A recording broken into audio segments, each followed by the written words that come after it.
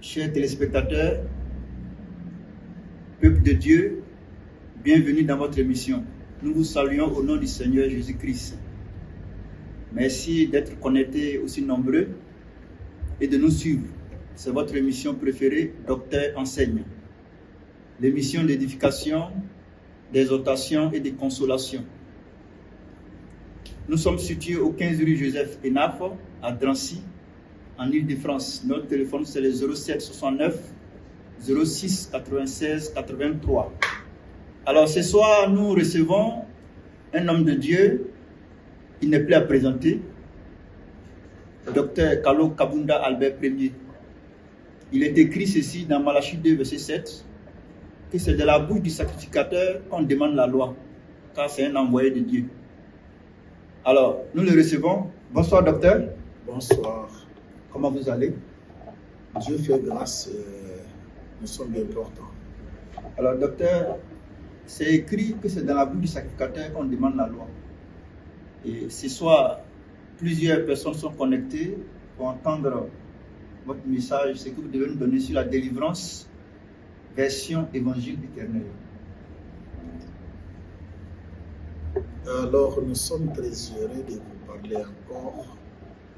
Nous sommes toujours dans la continuité, même si on n'a pas encore vraiment eu la grâce d'entrer dans le corps du message. Nous sommes que dans l'introduction du message. La délivrance est biblique.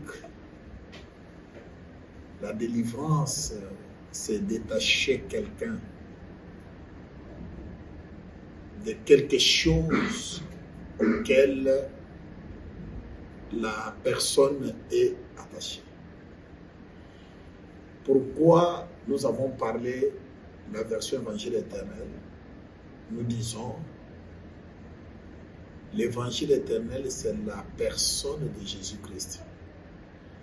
Et cette personne a été prêchée par la loi, par les psaumes et par les prophètes. Et cette même personne s'est exprimée, dans la personne de Jésus-Christ s'est exprimée à travers les apôtres qui nous ont précédés. Et comme il est dit, il est le même hier, aujourd'hui, hier avec les psaumes, hier avec la loi, hier avec les prophètes l'ont enseigné, et il s'est exprimé à travers les apôtres. Donc, dans la bouche des apôtres, les apôtres n'ont pas élevé un autre nom. Ils ont enseigné cet homme de Jésus-Christ. Nous également aujourd'hui, comme nous avons vu avec vous, Paul a prêché, mais il avait annoncé qu'il y aura les derniers jours. Et dans les derniers jours, Dieu avait fait la promesse d'augmenter la connaissance.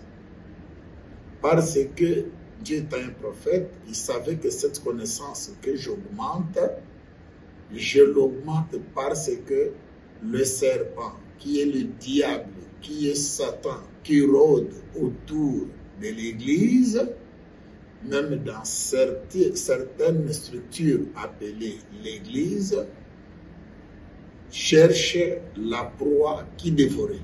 Alors, dans le dernier jour, Jésus devrait augmenter la connaissance, et par cette connaissance, la mort du serpent ou les ruses du serpent qui est le diable ne pouvaient pas toucher son église. C'est ainsi que si vous êtes une vraie église du Seigneur, la promesse a été faite que Satan et le séjour des morts et ses ruses et ses manigances ne peuvent jamais toucher l'église du Seigneur. Alors, toujours, si nous parlons de l'évangile éternel, nous avons vu les apôtres, nous avons vu d'abord les psaumes. Nous avons vu dans le psaume David chasser les démons par seulement la mélodie de sa musique. On a vu dans la Bible que David chantait, ce n'est pas comme les chantres d'aujourd'hui. Que Dieu nous fasse grâce. Nous allons parler de la vraie musique dans l'église du Seigneur et la musique du monde qui prend la couleur du serpent appelée la musique chrétienne ou la musique religieuse. Alors, c'est pas seulement la musique, nous avons vu les démons sortir, la musique chantée par les psaumes. Et deuxièmement, après cette mélodie des psaumes de David qui a chassé les démons, nous voyons Jésus-Christ venir. Donc Dieu est venu dans le corps humain appelé Jésus. Je n'ai pas vu là où Jean-Baptiste a chassé les démons. Noir sur blanc, je n'ai pas vu là où il a chassé les démons.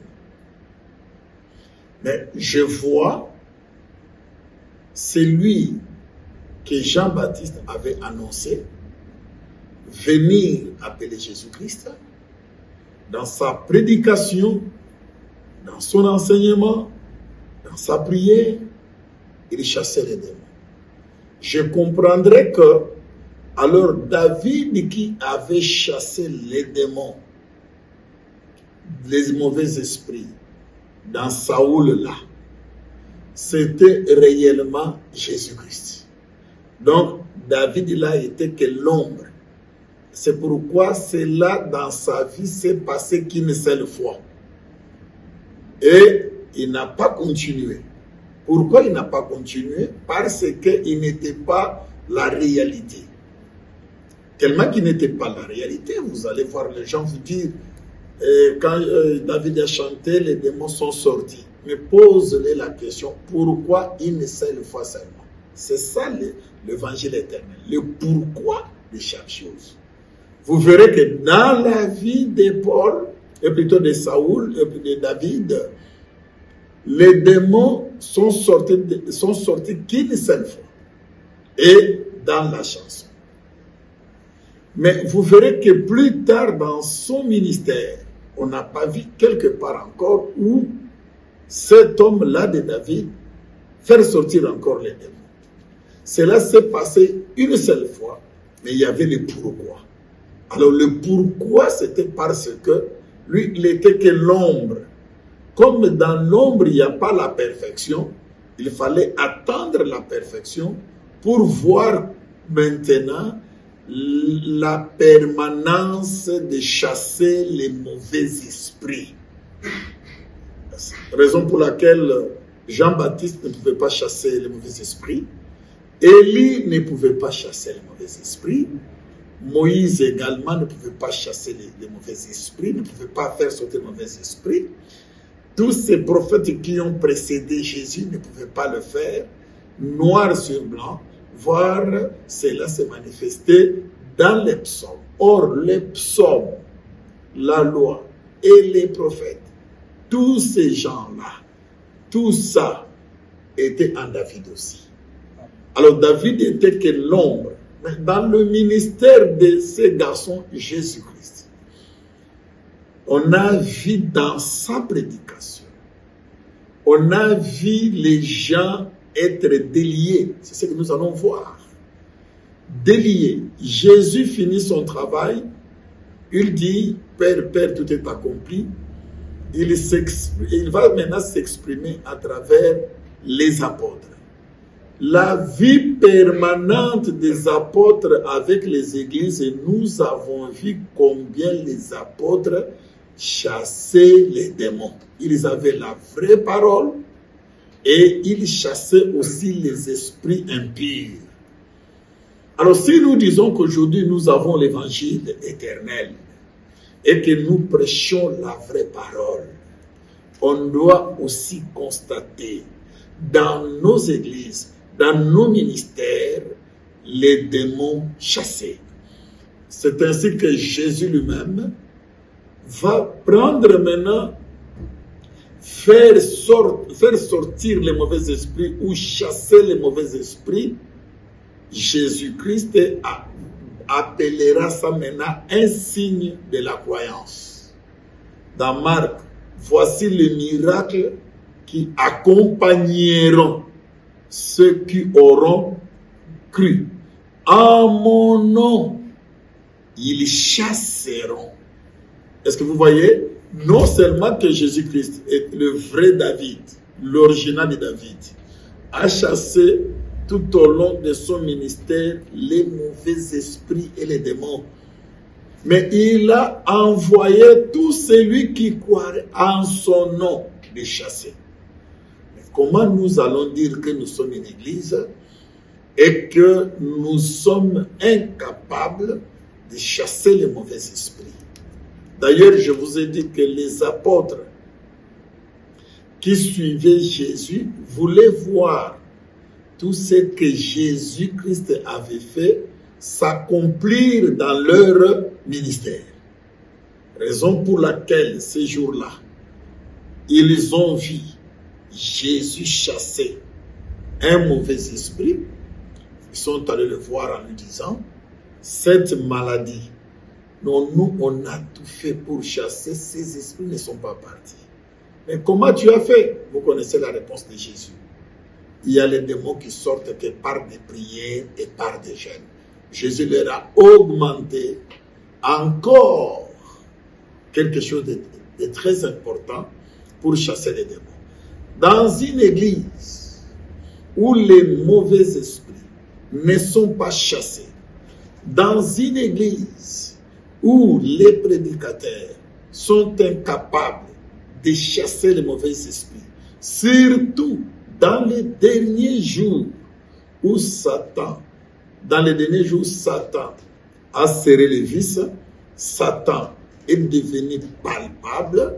Si vous voyez ton pasteur, si tu vois ton ministre, si tu vois, je dis d'abord dans cet évangile de la vérité, est incapable de faire sortir les mauvais esprits, sachez que il y a quelque chose qui ne va pas. Et cette église a encore un chemin à faire, ou cet homme-là a encore un chemin à faire. Et puis chasser les démons, ça doit être permanent dans les églises. Parce que, comme nous avons défini que l'église c'est l'endroit où Dieu envoie tous ceux qui sont liés et possédés. Nous allons parler de ça aujourd'hui. Parce qu'il a établi, là dans l'église, les gens qui ont reçu le mandat de chasser les mauvais esprits. Parce que pour chasser les mauvais esprits, il vous faut un mandat de la part du Seigneur. Et si vous n'avez pas reçu ce mandat, il vous sera difficile. Et à ce moment-là, comme dans ton église, il n'y a pas la permanence des mauvais esprits qui sortent et qui partent, vous-même, cette église-là, vous devenez la maison du diable. Même si vous citez le nom de Jésus, même si vous êtes en train de parler de Jésus-Christ. Alors, c'est ainsi que dans l'évangile éternel, on commence premièrement savoir que chasser les mauvais esprits, c'est vraiment c'est un fondement, c'est un débit, c'est un débit même de la foi. Parce qu'on dit ceci, voici les miracles qui accompagneront ceux qui auront cru. C'est-à-dire, c'est un débit de la foi. Toute personne qui a cru doit être capable de chasser les mauvais esprits. Les mauvais esprits ont comme rôle, ce que nous avons vu, l'esprit des scorpions, de venir tourmenter les familles, tourmenter les prédicateurs, tourmenter les églises, tourmenter nos enfants, tourmenter tout ce qui nous appartient. Donc tout ce qui nous appartient, ce que Dieu t'a donné, qui te fait la joie, que ce soit le ministère, que ce soit les dons, que ce soit les richesses, l'intelligence, les enfants, la beauté. Les mauvais esprits ont reçu le rôle de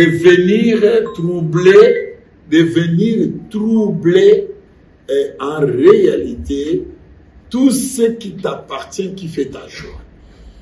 Alors, l'évangile éternel, c'est là où on trouve les vraies délivrances. Parce que vous devez savoir pourquoi nous disons la version évangile éternel.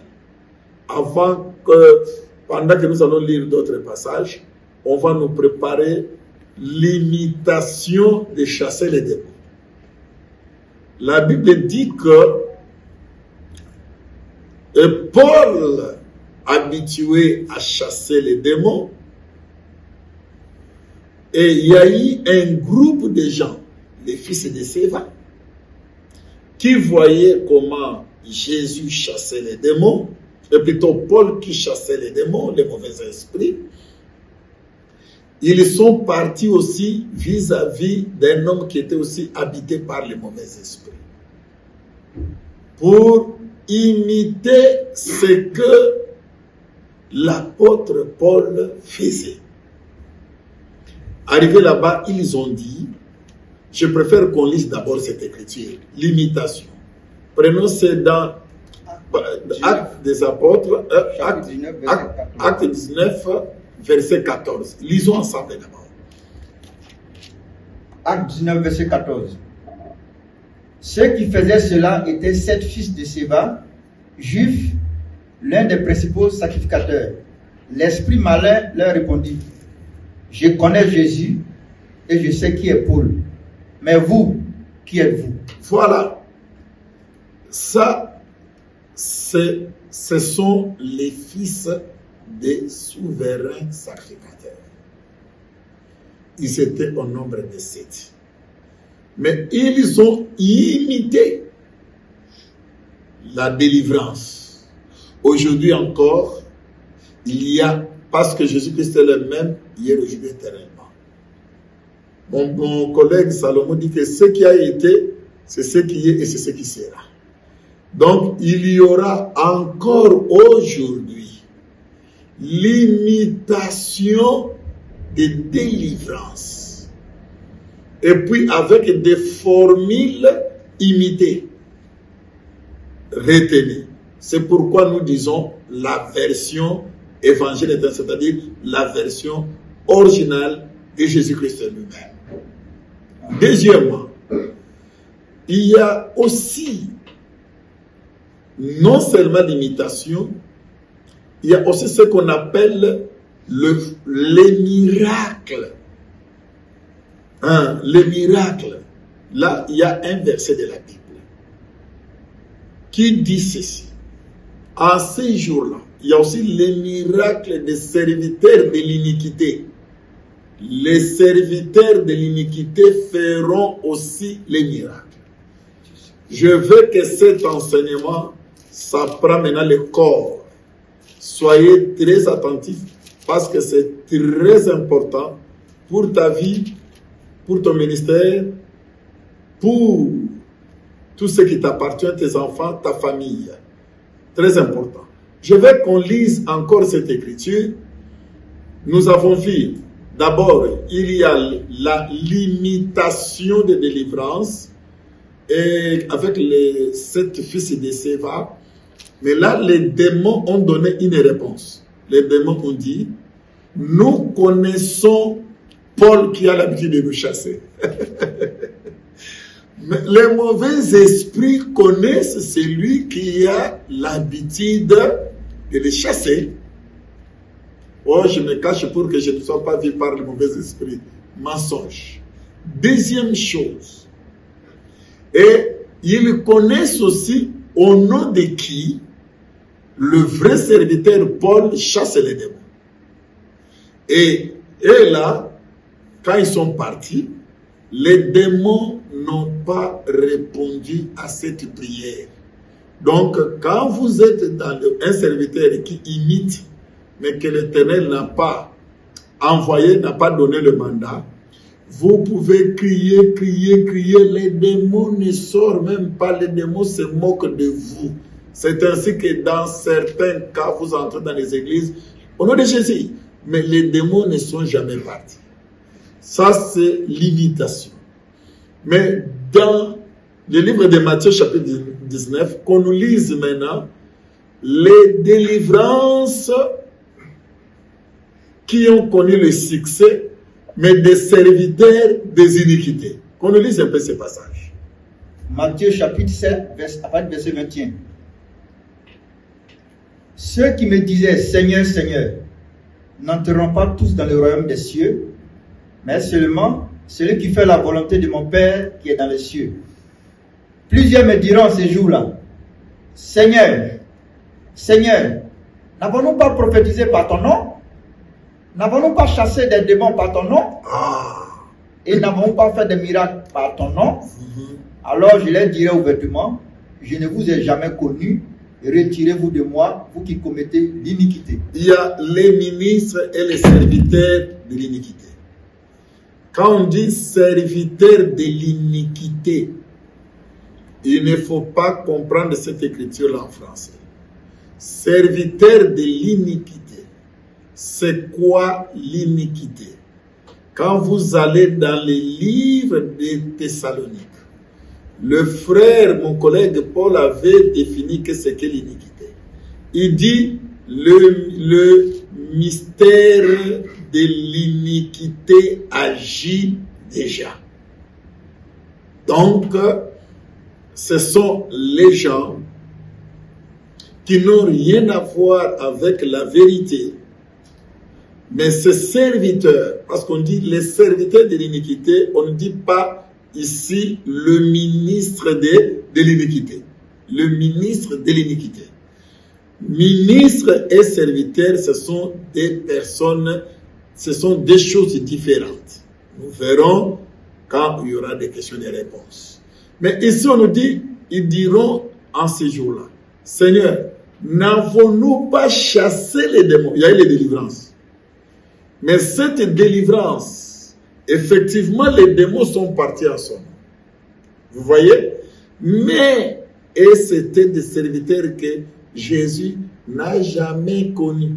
N'a jamais connus, mais qui ont chassé les démons au nom de Jésus. Donc, il y a la délivrance des serviteurs de l'iniquité. C'est pourquoi nous disons la délivrance, la version évangile éternelle. Donc, c'est la délivrance qui ne contredit pas les normes. C'est la délivrance qui est dans les normes acceptées par le Seigneur. Mais la délivrance, c'est quoi? J'aimerais, et qui peut être délivré? Nous avons expliqué au début la délivrance, c'est délier quelqu'un, détacher quelqu'un. Nous délions, nous détachons quelqu'un de l'homme fort. Donc, une personne qui est possédée, d'abord je commence par expliquer tel que tu es là, tel que nous sommes nés. Le prophète Job dit ceci. Tout être qui a été né d'une femme, elle est souillée par le péché adamique. C'est ainsi que Paul explique, mon collègue dans le livre des Romains, où il dit, tous ont péché et sont privés de la gloire de Dieu. Et nous venons de lire, mais nous allons lire pour la meilleure compréhension. Prenons d'abord Luc chapitre 8. Luc chapitre 8, lisez parce que maintenant les choses, ça prend le corps. Allons vite, Luc 8, nous allons prendre le verset 27. Très important. Commençons par le verset 27. Luc chapitre 8, verset 27. Lorsque Jésus fut descendu à terre, il vint au devant de lui un homme de la ville, qui était possédé de plusieurs démons. Rapide. Depuis longtemps, il ne portait point de vêtements et avait sa demeure non dans une maison, mais dans les sépulcres. Un homme qui était possédé, c'est-à-dire un homme qui était habité par beaucoup de mauvais esprits. Beaucoup de mauvais esprits. Continue. Ayant vu Jésus, il poussa un cri et se jeta à ses pieds et dit d'une voix forte, qu'y a-t-il entre moi et toi, Jésus, fils du Dieu vivant, fils du Dieu très haut? Je t'en supplie, ne me tourmente pas. Car Jésus commandait à l'esprit impur de sortir de cet homme et dont il s'était emparé depuis longtemps. On le gardait lié de chaînes et les fers aux pieds, mais il rompait les liens et il était entraîné par les démons dans le désert. Nous allons nous arrêter ici.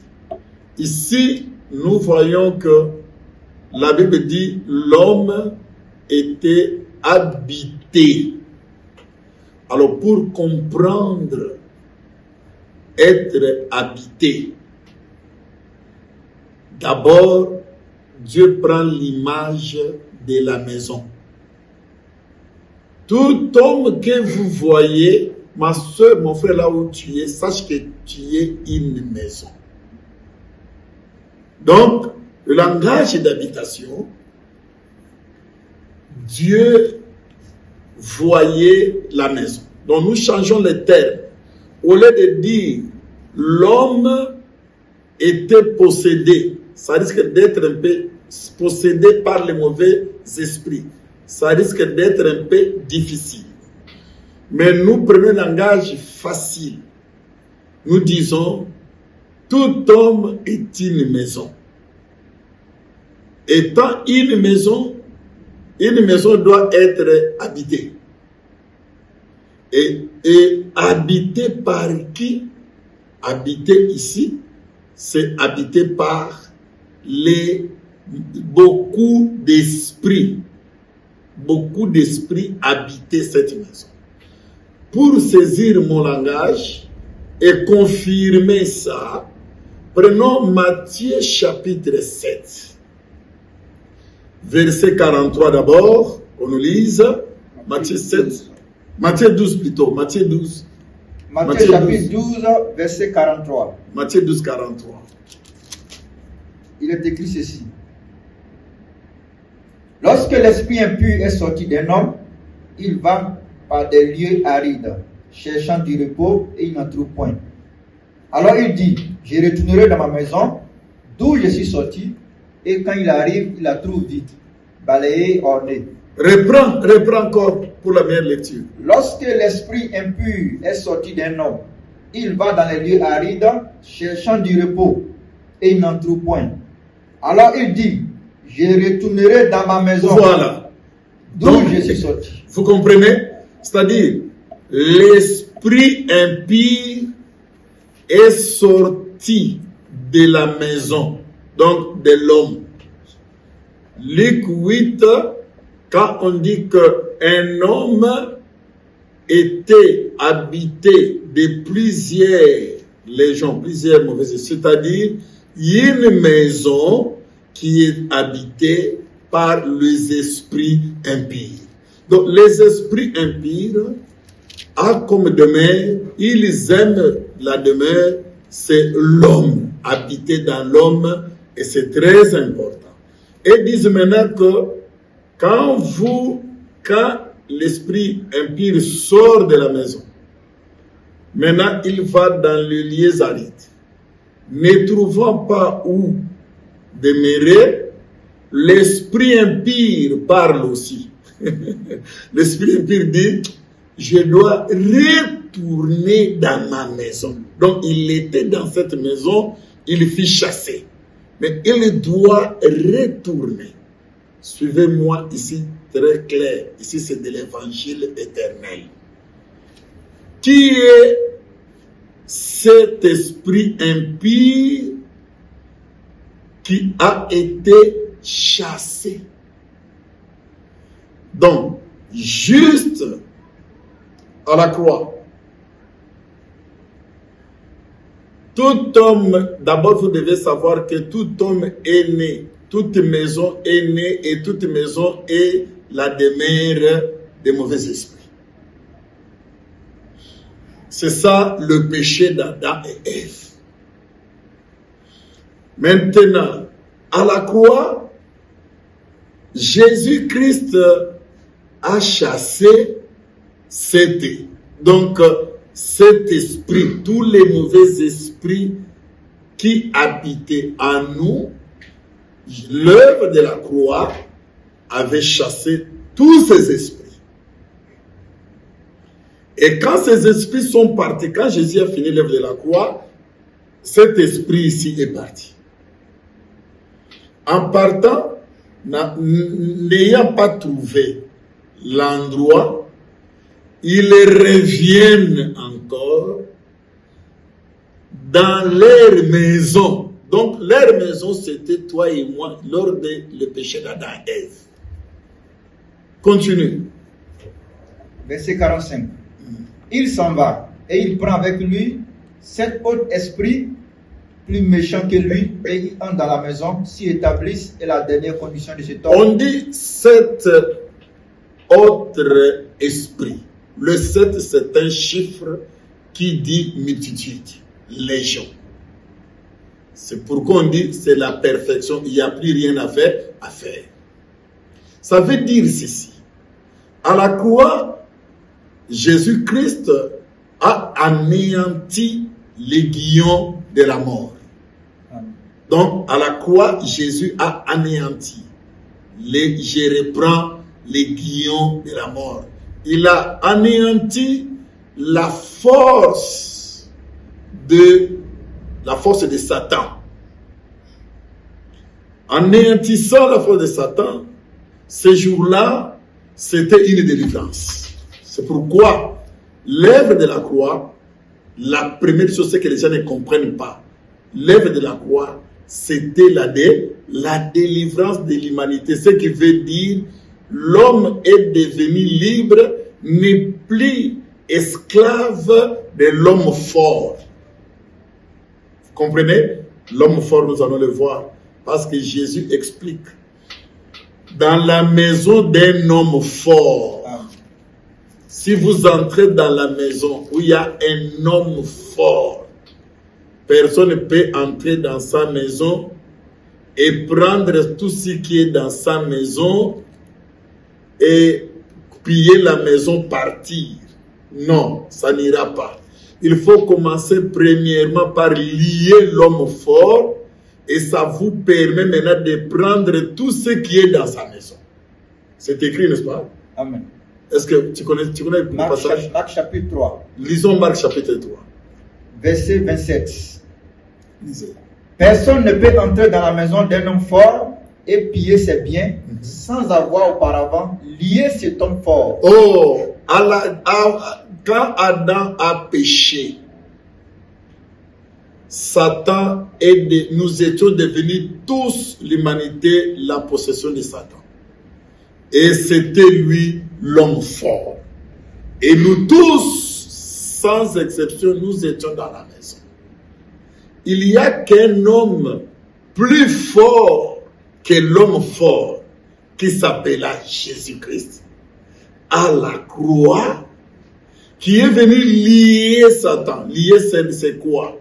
C'est-à-dire le rendre sans force.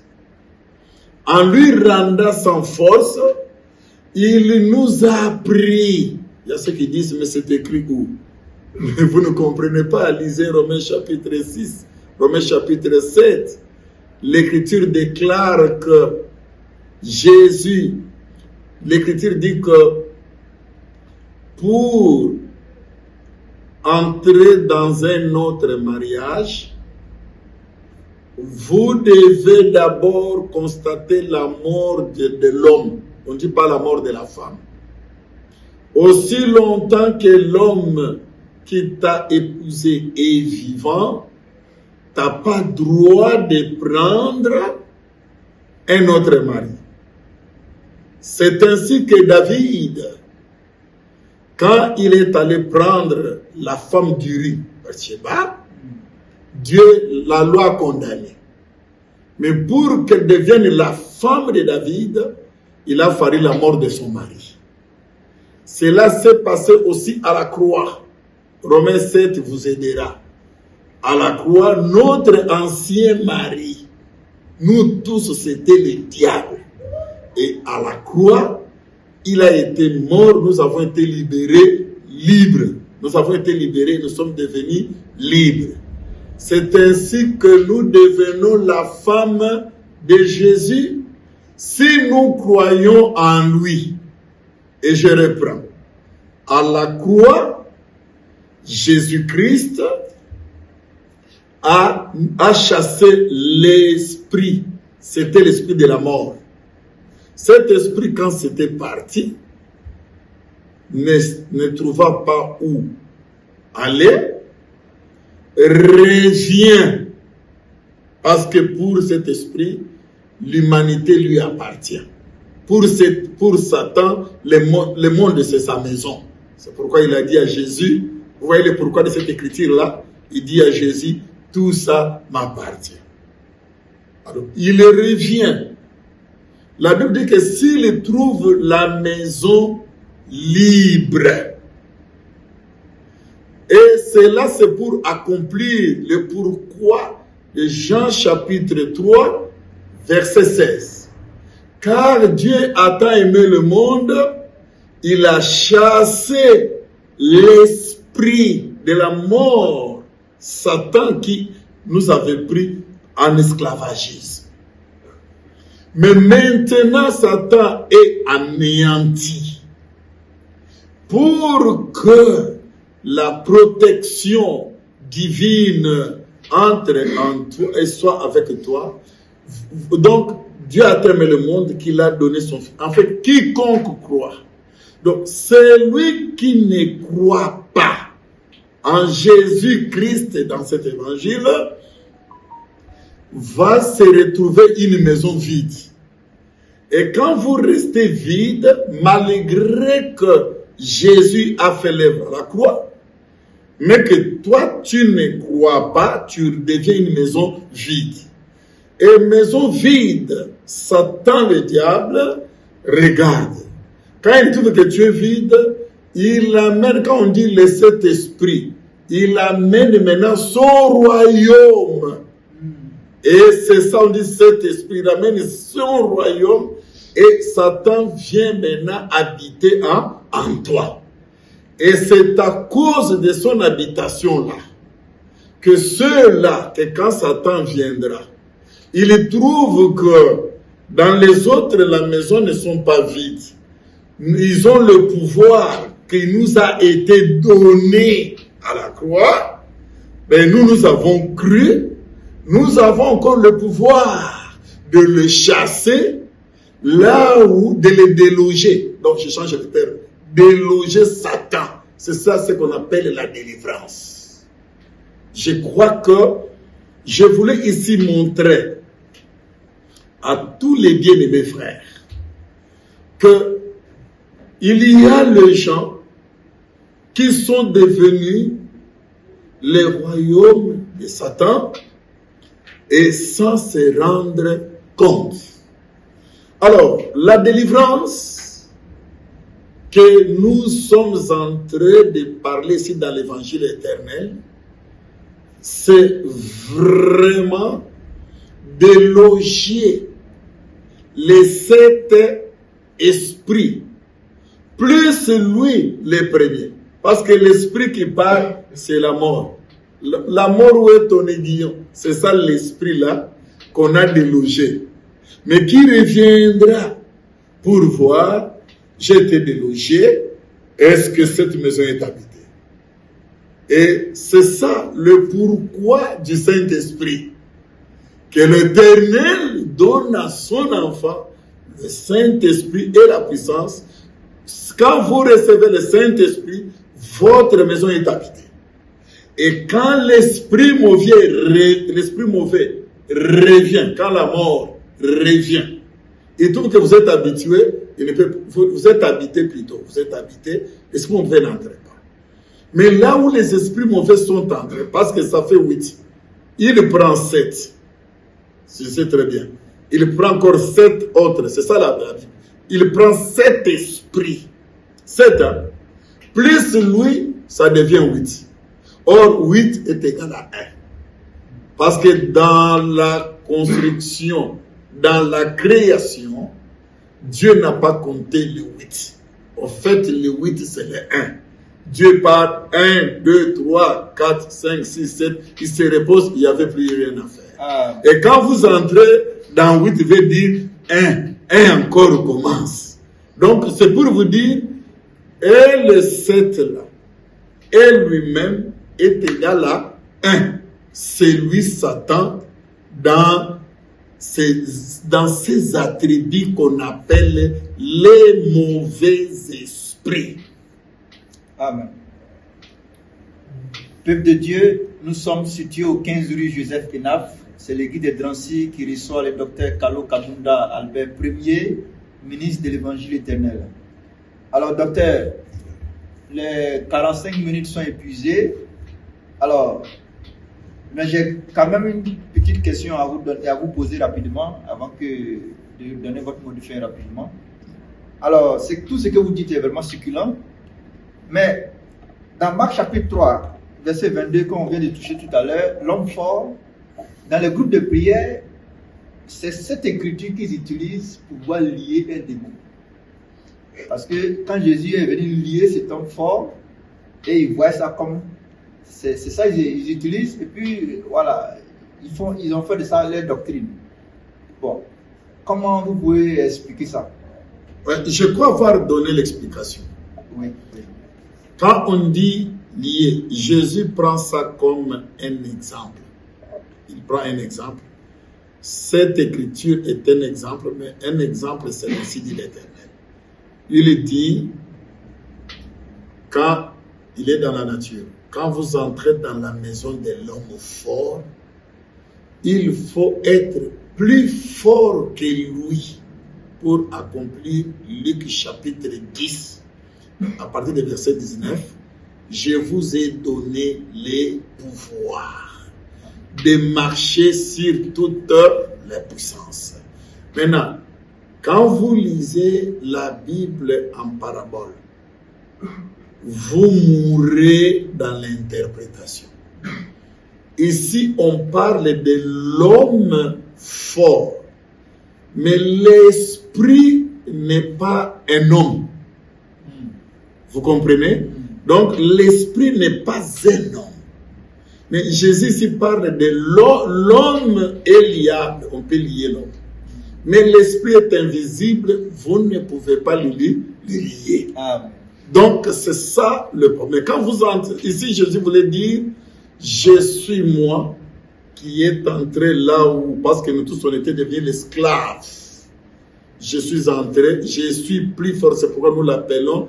Vous voyez, cette chose-là, Marc 3, là, c'était pour accomplir la prophétie d'Ésaïe, chapitre 9. Le Fils qui nous est né, il sera appelé aussi Dieu puissant. C'est-à-dire, il y a des dieux, mais il n'y a qu'un seul Dieu puissant. S'il y a le puissant, il n'y a qu'un seul Dieu, le tout-puissant.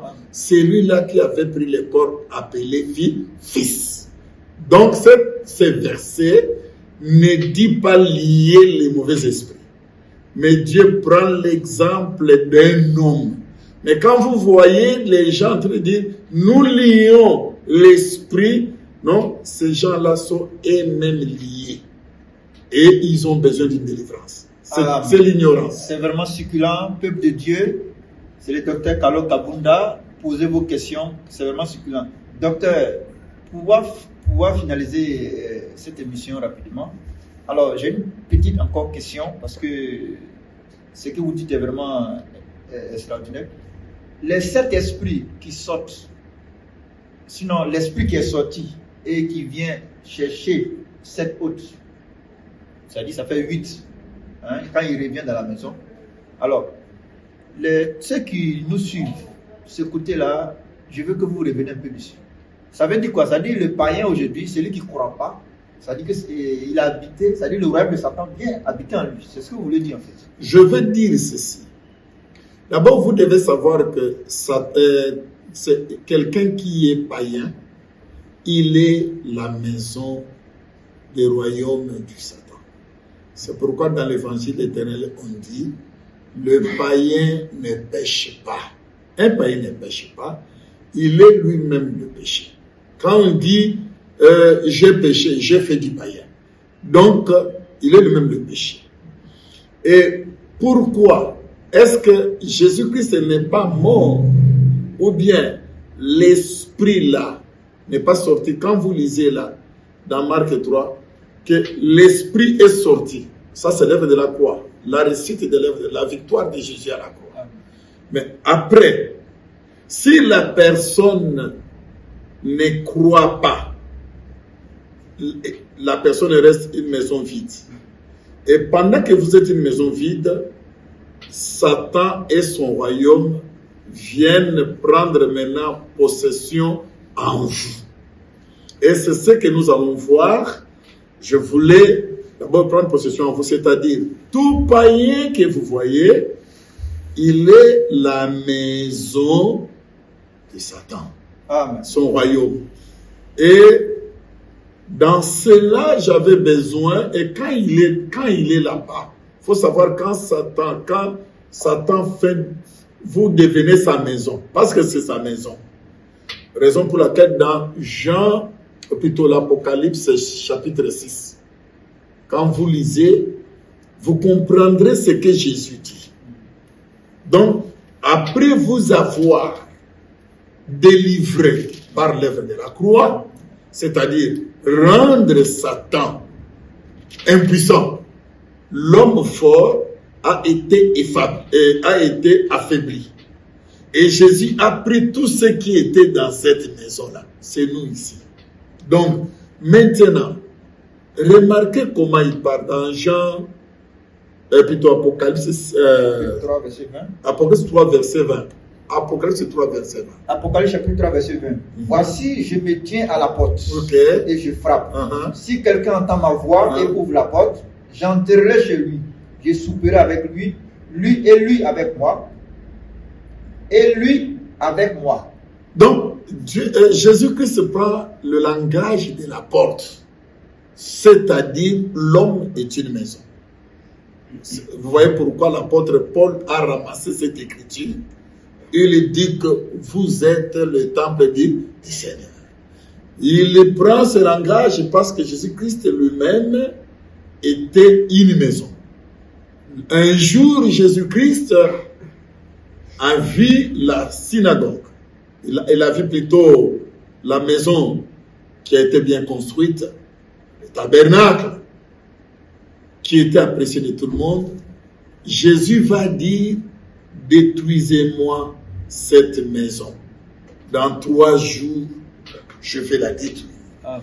L'Écriture révèle que c'est en parabole qu'il parlait. Il parlait de son corps, Donc, l'homme est une maison.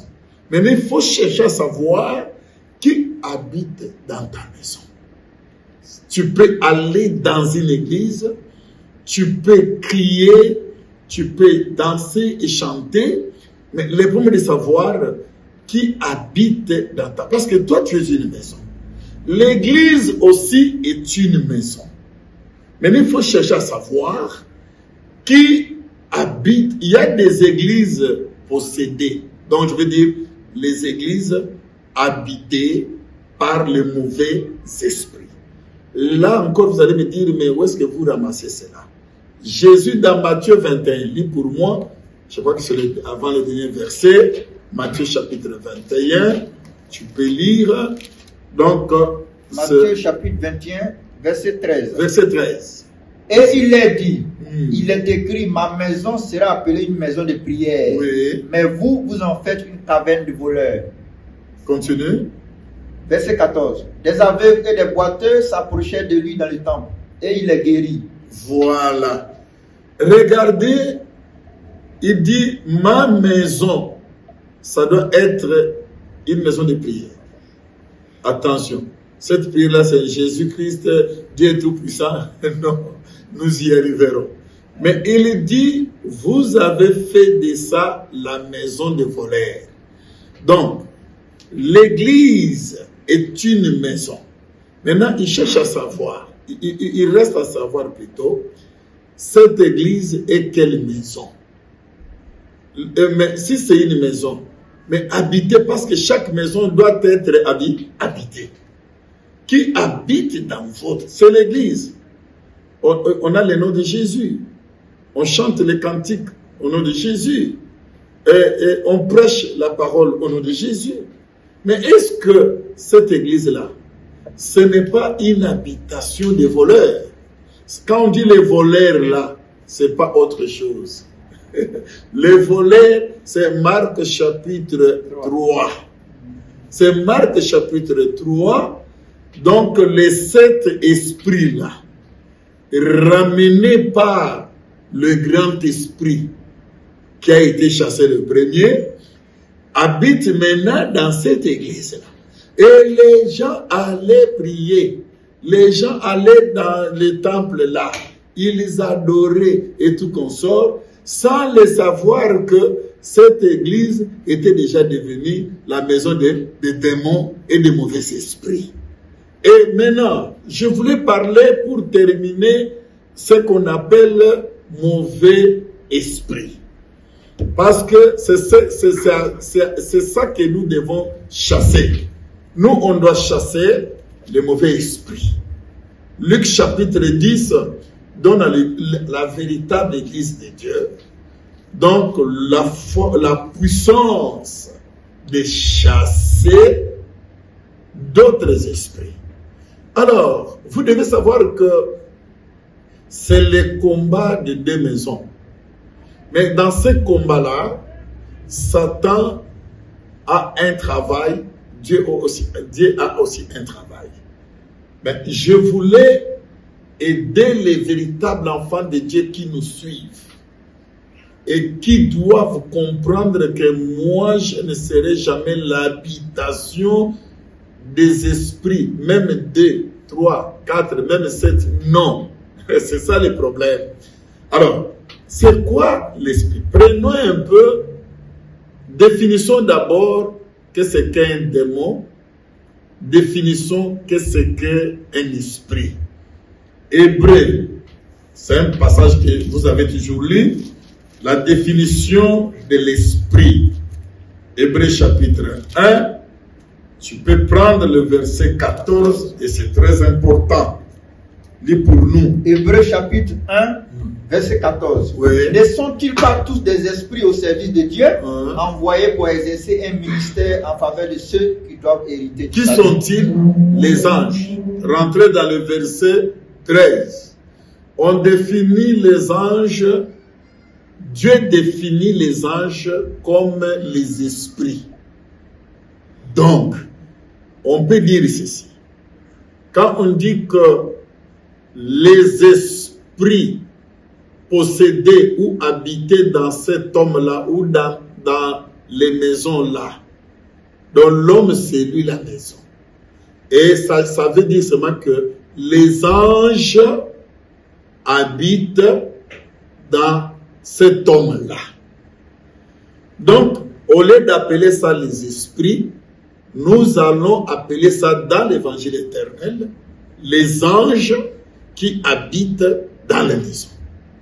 Or, concernant les anges, vous allez comprendre que Jude, il y a les anges du Seigneur qui est l'armée de l'Éternel, et il y a aussi les anges de Satan. Est-ce que je me fais comprendre? Parce que vous devez comprendre pourquoi vous avez besoin de la délivrance. Prenons Jude. Jude chapitre 1, Je crois que verset 6, c'est très important. Lis pour nous. Jude 1, verset 6 à 8. Qu'il a réservé pour le jugement du grand jour, enchaînés éternellement par les ténèbres, les anges qui n'ont pas gardé leur dignité, mais qui ont abandonné leur propre demeure, que Sodome et Gomorrhe et les villes. Jusque-là. Nous prenons seulement le petit E de chapitre 6. Il y a deux, il y a E. Cette petite phrase-là dit, les anges qui n'ont pas gardé leur dignité, mais qui ont abandonné leur propre demeure. Quels sont ces anges? Ce sont les anges déchus. Et nous connaissons tous que ces anges, c'était les esprits autour de l'Éternel. Et par leur égarement, ces anges ont été chassés. Ce sont les anges déchus.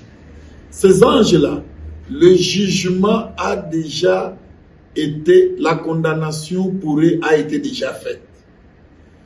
Alors, ces anges, la Bible dit que Satan est descendu de la terre, animé, est descendu, chassé là-bas, animé d'une grande colère.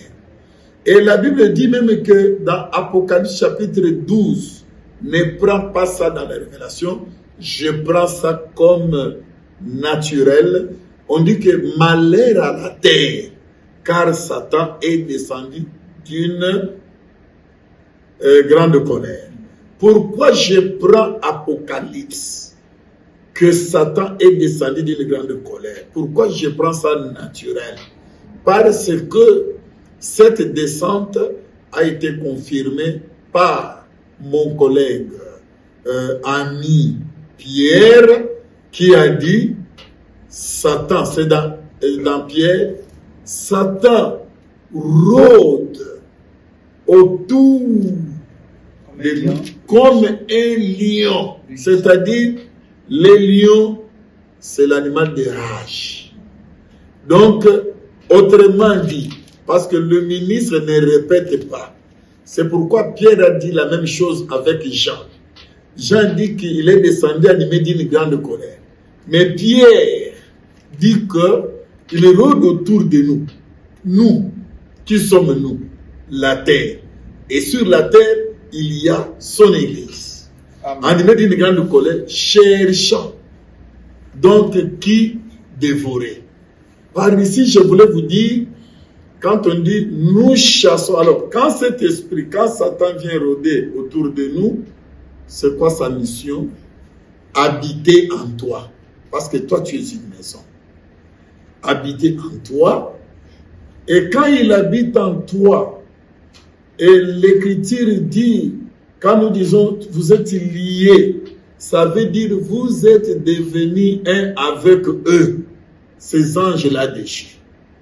Il faut celui qui est plus fort que ces anges que vous appelez aujourd'hui les esprits, les démons là. Maintenant, quand on appelle maintenant ange, démon, c'est-à-dire, c'est maintenant les puissances maléfiques. Quand l'ange est un esprit, sachez que ces anges viennent en nous, viennent habiter dans ton corps ils ont une mission à accomplir. Donc, les démons, quand ils habitent, les anges plutôt, les mauvais esprits, les anges déchus, ce qu'on appelle mauvais esprits, veut dire que les anges déchus. Quand on dit les esprits maléfiques, veut dire seulement que ces anges-là qui ont été chassés et à qui la condamnation a déjà eu lieu, ce qui veut dire que ces anges seront toujours contre tout ce qui est bien. C'est pourquoi quand ces anges-là viennent habiter en toi, c'est pour faire ce qui est mauvais, ce qui est mal. Est-ce que je me fais comprendre? Quand les mauvais esprits, maintenant quand on dit démons veut dire les anges qui viennent dans ton corps, dans ta famille, dans ton travail, dans tout ce que tu appartiens, comme on a parlé de Job là, surtout dans les derniers jours, devenir les démons, c'est-à-dire avec une puissance de nuire à tout ce qui est bien. Et quand ces anges-là sont dans une église, parce que ces anges, Pierre dit qu'ils peuvent être aussi autour de nous dans une église. Une église étant une maison, il y a les églises qui sont habitées par les anges qui sont devenus les démons. Quand un esprit devient un démon, c'est-à-dire est dans l'accomplissement de la mission qu'il est venu faire. Raison pour laquelle à tous les véritables enfants de Dieu qui sont dans l'évangile éternel et des véritables ministres de Dieu, mandatés, de vrais mandatés de Dieu, tous les jours ici, les délivrances doivent s'opérer dans les églises. Amen. C'est sur cette phrase que, chers téléspectateurs, nous allons mettre fin à notre émission de ce jour. Vous avez entendu ce que le docteur dit, ce sont des mystères qui révèlent. Alors soyez toujours connectés, c'est l'émission Docteur Enseigne et que Dieu vous bénisse. À la prochaine. Yesu yakaza la nagambo nangai. Yesu yakaza la nagambo nangai.